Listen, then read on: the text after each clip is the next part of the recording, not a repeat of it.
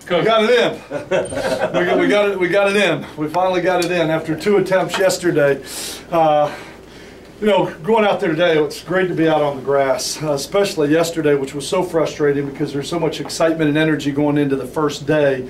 We went out, we went through flex, we got through about 10 minutes of kicking game, and all of a sudden there's a thunder, lightning boom, and we're sent off the field, and figured we could try and get it back into some small window in the afternoon. But we went out, went back out, and we were on the field for about 4 minutes, and we got another call to get us off the field. And so it was frustrating not being able to get on the grass, but we got a lot done yesterday, as we had probably about 8 hours of meetings yesterday while we were waiting to get back out on the field. But great to be out on the grass today. I mean, this is what I was looking for. Wanted to get this done yesterday, but really excited about today. Excited because there's so much great carryover. Watching BJ and Bobby and Matt and where they are right now as quarterbacks, and what some of the skilled players are doing on the offensive side of the ball. And then same thing on the defense, getting an opportunity to see Sam and Linares and Dee and Jaquez Jenkins and Kayvon. There's just great communication on the field, and those guys are really a lot of carryover and a lot of leadership on that field. The thing that was so great today is to have the opportunity to see Tevin Mims, to see where he is, to see where some of the freshmen are, the Tayshawn Whitehurst and the DeVario Montgomerys and the Sean Prices and those guys, with this being the first time we've had the opportunity as coaches to see them in person and to be able to work with them. And so it was great to see those guys run around. We still got a long way to go. We're not where we want to be. Still got a long way to go, but we've got 28 days to get there, 28 practice opportunities to get there. So really proud of the effort and the attitude that they had out there. Corey Grissom is a lot farther along than I would have expected. Watching him run around and some of the things that he's doing, I would say that he is definitely right on track, and we just got to make sure we don't take any steps backwards. We're still going to ease him into this process slowly, but I'm really encouraged with what I see out of him, watching him run around from the first day. So overall, like I said, just a lot of excitement, a lot of energy, a lot of good things going on out there on the field. We're in shorts. I mean, you really can't tell anything. You can do ball mechanics and move around and run, you know, blitzes on trash cans, but you really can't tell where we are as a football team right now. But the attitude's really positive, and they're working extremely hard. You absolutely love this time of year. Oh, this is my, get anything that gets on the grass. This is, I say, this is my sanctuary. To walk out there, to interact with the players, to be on the field, to be coaching ball again. I mean, we've been waiting a long time for this, and probably this so even more so than any other year I've coached, because of the way that we finished the season last year. I think I was ready for this day on December 8th. You know, a week after we finished the season last year, I was ready to do this. So we've been waiting for this day for 8 or 9 months, and to be able to get here, yeah, this is, to me, this is a great time of year, and I'm doing exactly what I want to be doing. Having an opportunity to take the team away from campus, get them sequestered together, yes. Bond. Talk about the importance of that. Well, I mean, we'll leave tomorrow morning for Vero Beach. We'll get some meetings this afternoon, but I think the time at Vero is so important, because not only the practice time you get, but the time to bond and build as a team. We talk all the time about you win this game as a team, and offense and defense and special teams coming together, and we have about a 45-minute meeting every night that has nothing to do with football. It's all about life, teamwork, togetherness, a bonding experience. The seniors, each senior will get up and talk and share a little bit about his story and his path on how he got here and why this team is so important to him, to reiterate that message to some of the underclassmen. Coaches will have the opportunity to talk. We'll bring some speakers in, but this is a real bonding time with zero distractions. We are going to eat, sleep, shower, meet, practice, all within about a 200-yard circle for the next 11 days. So there'll be a lot of bonding, and again, the roommates will room guys across the ball. Offense will be rooming with defense again. This is the time for us to really interact and really start to build this football team for the 2012 season. Skip, have you had other coaches asking you about the camp experience? It looks like there's other schools. I think Arizona State's doing the same thing. There's other 4 or 5 schools now that are going off campus, like you've been. Yeah, I mean, and there have been quite a few that have called to talk about it, to say, you know, what are you doing? What do you think it does for you? And I think the biggest asset with it is just the zero distractions. I mean, when we are here, and we're trying to go through camp here. We've got guys in apartments off campus. We've got guys in dorms. It just doesn't have the same feeling, the same camp type atmosphere. And so I shared quite a bit. Butch and I from Cincinnati shared quite a bit about some of the things, how long he's at camp, some of the things that he does, what he gains out of it. We just shared some ideas back and forth, because I do think it is a great building experience for a football team. And you know, we really had a lot of merit for us when we first got here as a new staff and a new team, and to get everybody on the same page. But every year you've got freshmen. I believe we've got 28 newcomers on this team, I think is what that number is.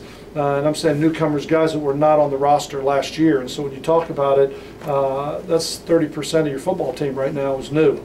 And so this experience kind of helps bring those new guys into the fold and make us one. But it is a great experience for us. What kind of method do you go through the next few weeks in terms of your freshmen, kind of, you know, isolating them, deciding whether they can help you or whether they can redshirt, or how do you go about Well, it's kind of a, I use that expression, but it's kind of like drinking through a fire hose for them right now, mentally and physically.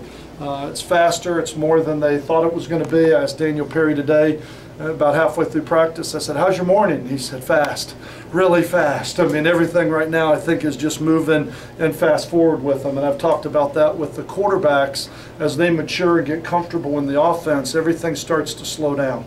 But when you first start, they see 35 bodies on the field. You know, I mean, they're kind of moving and fast forward. And that's how those freshmen are right now. And so we will, physically, the only way I know how to get through that is to keep doing it. I mean, it'll slow down with the more repetitions they gain.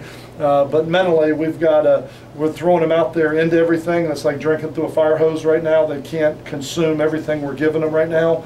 But then, like, they're staying out after practice today and going through a lot of individual work. When we're done with our evening meetings, the freshmen will stay and we'll go through and answer questions and go at a slower pace for them. But we can't slow down progress right now. I mean, I think it's kind of their obligation to jump on the train, not for us to slow down the train for them to get on.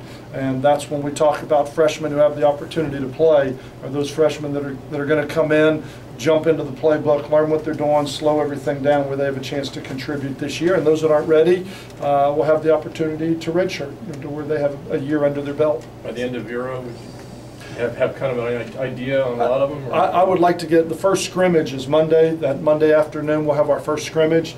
That scrimmage is more or less to start to develop the two deep and make the decision which freshmen we're going to play, which freshmen we're going to redshirt, and start to formulate the depth charts. We'll roll 3 and 4 teams up until that Monday. Once we hit that Monday, then that'll go down to 2 teams and we'll start getting ready to play the season. So that decision has to be made by Monday. Skip, a lot can change between now and the start of the season, but Lee, Price, Montgomery, probably the freshman most likely to play right now? Lee definitely is, just from a need standpoint on the depth chart, and with him being here in the spring and the way that he's matured and developed as a defensive end. Really impressed watching Price run around out there. DeVario Montgomery fits right in. I mean, he's wearing number 17 today. I must have said, "Great job, Sterling," 10 times today, you know, yelling at him. And Sterling's like, "Coach, I'm in 2." I said, "Well, everybody's going to say you got a whole lot better this year." I mean, because, and he goes, "But they're also going to ask who's number 2." So I think those guys have a chance physically.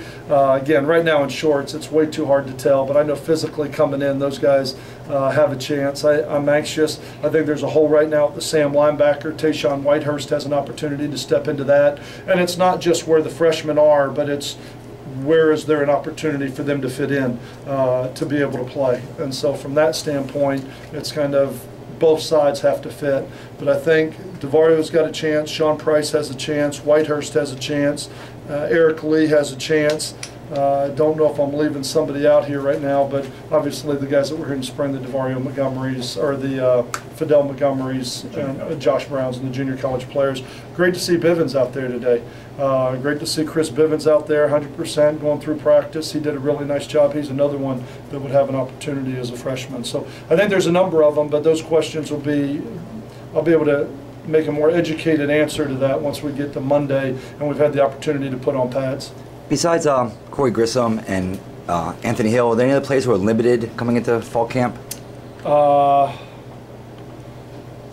I think that's it. I think Corey and And Juju Forte had come in with a sprained ankle. Nothing serious. He's going to be a couple days. But I was going to say, I know there was 3 on the Yellow Brick Road, but the 2 that came in that we knew about were those 2. And then Juju Forte has a sprained ankle, and he's probably going to miss the first 3 or 4 days of practice. But he should be fine.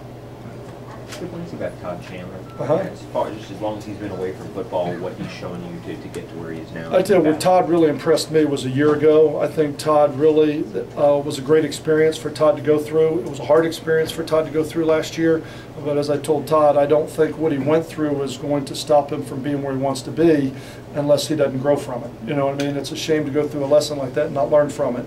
I saw him become a leader last year. His mindset changed. Instead of just going through practice, he started being a leader, vocal leader, pushing guys along. And here's a guy that was ineligible a year ago that's sitting watching, but yet I thought his attitude changed tremendously a year ago. He's got a chance to help this football team, especially with Corey being out. He's getting some great reps and some great opportunities. Him and Elkina Watson, the 2 young guys, are really talented players that definitely have a chance to help. But I think Todd Chandler grew up a year ago. I'm seeing him continue what he started doing a year ago, but really been impressed with the attitude that he's had. Awesome. Is that Thanks, it? guys. Thank you.